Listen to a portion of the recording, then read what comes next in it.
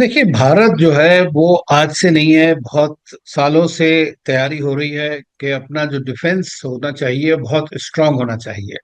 और इसी के सिलसिले में जो है हमारी अपनी जो डिफेंस मैकेनिज्म्स हैं, अपनी एक इंडिजिनस भी है, और हमने जो S-400 एक रशिया से भी ली है। उसका भी इस वक्त एक्शन में दिख रहा है, जहां तक रिपोर्ट्स आई हैं जितनी भी। तो मैं समझता हूं कि हमारा जो एयर डिफेंस सिस्टम है वो काफी स्ट्रांग है। और उसके अलावा हमारे ऑफेंसिव जो कैपेबिलिटीज हैं वो भी बहुत स्ट्रांग है। और वो हमने देखा कि जिस तरह से हमारे जो अटैक हमारी जो फोर्सेस ने स्ट्रक्चर के जो टेरर स्ट्रक्चर पाकिस्तान में 9 जगहों पे किया, प्रिसाइजली किया, जिसमें कि कोई भी सिविलियन आदमी जिनका कोई लेना देना नहीं है उनको बचाया जाए, मिलिट्री इंस्टॉलेशंस पे ना किया जाए। लेकिन पाकिस्तान कंटिन्यूस, तो वो तो करते रहेगा। जब करता रहेगा तो उसका जवाब और भी ज्यादा फोर्स से देना पड़ेगा।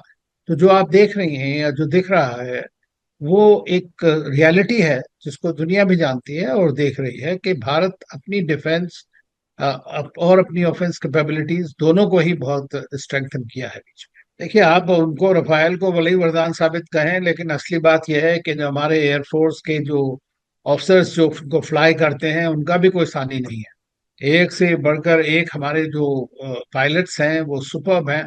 और देखिए, लड़ाई लड़ी जाती है इक्विपमेंट से भी, और लेकिन लड़ता है जो फौजी।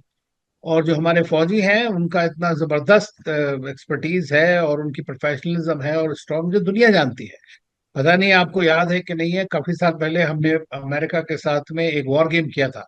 वॉर गेम्स होते हैं, गेम्स होते हैं, उसमें देखते हैं कि हाँ। सिचुएशन बनाई जाती है। उसके अंदर में भारत ने लगभग उनके सारे उनको गिरा दिया।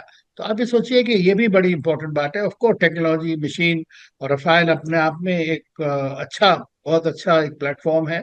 और उसको भारतीयों ने बड़ी अच्छी तरह यूज किया है। देखिए, मैं ये समझता हूँ जहां तक देश की सुरक्षा का सवाल है, वहां पर इस तरह की बचकानी बातें करने का कोई लाभ नहीं है। दूसरी चीज ये होती है कि हर एक गवर्नमेंट का भी कर्तव्य होता है, या जो लोग डील करते हैं उनका भी कर्तव्य होता है कि एकदम ट्रांसपेरेंट डील हो। लेकिन जितना जल्दी जब आपको ऑफ द शेल्फ लेने पड़ते हैं सिक्योरिटी की वजह से चीजें, तो कई बार वो चीजें सस्ती नहीं होती हैं। लेकिन भारत ने टेक्नोलॉजी ट्रांसफर और 50 तरह की अजब जो हमारी जो अलग अपने देश में मेक इन इंडिया और इस तरह की बातें हैं। और फ्रांस जो है वो हमारा एक बहुत स्ट्रांग स्ट्रेटेजिक पार्टनर है। और जो स्ट्रांग स्ट्रेटेजिक ट्रस्टेड पार्टनर होते हैं, वो जिस वक्त आपकी यहाँ समस्या होती है, जिस वक्त जरूरत होती है, जैसे रूस के साथ था, तो मैं समझता हूँ कि वो उस वक्त आपके साथ खड़े होते हैं, वो ज्यादा इंपॉर्टेंट है।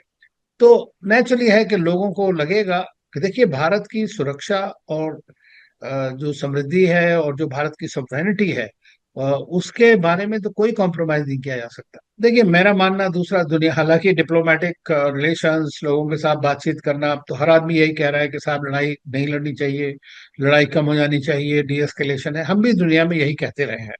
लेकिन जिसके ऊपर पड़ती है, उसे ही समझ आता है। तो भारत को अपनी सुरक्षा देखना है, भारत को उनका जवाब देना है जो टेरर स्पॉन्सर स्टेट्स हैं या टेररिस्ट हैं, ग्रुप्स हैं, सालों से हमारे को वो कर रहे हैं। तो हमारा, दुनिया समझती है हमारे कंपल्शंस को, हमारे पॉइंट ऑफ व्यू को। लेकिन एक जनरल सी बात है, सब थोड़े दिन के बाद कहना शुरू कर देते हैं कि डी एस्केलेट होना चाहिए, ये होना चाहिए।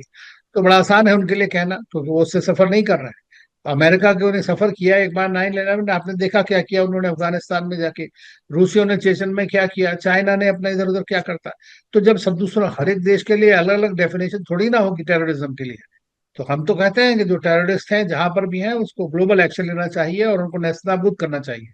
और जो स्टेट्स उनको सपोर्ट करती हैं, उनके साथ भी पूरा इंटरनेशनल प्रेशर पड़ना चाहिए और उनके अगेंस्ट एक्शन होने चाहिए। देखिए, मेरा मानना यह है कि आज की डेट में आपको बहुत सी चीजें तो सोशल मीडिया पे आप जो देखती हैं, आपको थोड़ा पिंच ऑफ सॉल्ट के साथ भी लेना चाहिए, ये भी जरूरी होता है।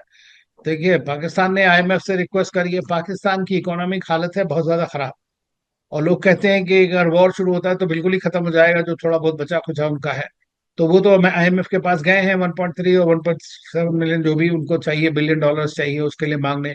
पाकिस्तान चीन के पास गया उससे मांगने के लिए कि भाई हमारा कुछ पेमेंट दे दो। तो उनकी तो हालत है, इस वक्त बैगिंग बॉल के साथ घूम रहे हैं। तो एक तरह से ये जो ट्वीट है, मैं नहीं जानता सच है गलत है क्या है, लेकिन ये ट्वीट वहां की मनस्थिति को और रियल जो वहां सिचुएशन है उसको बड़ी अच्छी तरह से दर्शाता है। वो नहीं, 3-4 फ्रंट पर लड़ रहा है। वहां तो उनको समस्या आएगी, अफगानिस्तान से भी बहुत समस्या चल रही है उनकी, TTP के साथ में भी और अफगान लोगों के साथ। उधर ईरान में भी बलोच लोग हैं। और बलूचिस्तान वाले लोग अपनी आज़ादी के लिए लड़ रहे हैं बहुत दिनों से, उनके साथ जाती हुई है हमेशा।